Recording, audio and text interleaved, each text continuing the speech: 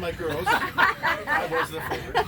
And you're 100% right. If they wanted something done from grandma, it was like, everyone's been told no.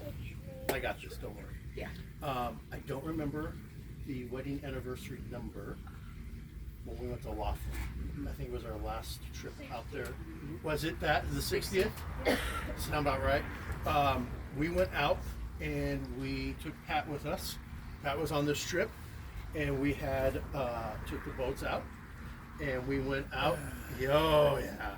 And if you guys remember, Grandma and Grandpa, it was always the private rib room. We stayed at the riverside. They had the inn. They made the margaritas. And we were like, hey, we're just going to go out for a little bit on the water. And we got schmammered. At least two of us here did. We were a mess. And I remember my wife was like, you need to lock it up because Grandma we are supposed to be downstairs at dinner. And you need to be ready for dinner. And Grandma's going to yell at you. And I was like, we got this. And we were both a mess. And it was probably, I would say, 2 or 3 years after that, we were still doing Friday nights. My girls would go to Friday nights more than I was because of work. And I remember one Friday night I showed up and she was like, grandson, they said that you were drunk. And I was like, nah, they're crazy. But her sense of humor always came through. Towards the end, the last couple days, we talked as a family and we're like, hey, Grandma's not doing well.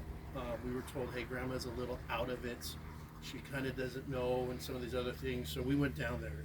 We prepped the girls. We went in, and as soon as we went in, she was like, grandson. I was like, still the favorite. And we had a phenomenal meeting. She was, to Rita's point, she was ready to go home. And I take comfort in that. All that to be said, in my current position where I'm at with work and life and kids, you start thinking about legacy. What was Grandma's legacy? She loved her family. She loved Jesus. She passed it on to this generation, and I know I'm where I'm at because of that passing we passed down. We've now passed it down to that generation. While we still have breath in our lungs, we need to remember that and think, what is our generation and our legacy going to be when we leave? So her story continues on. Amen. Thank you for being here. Anyone else?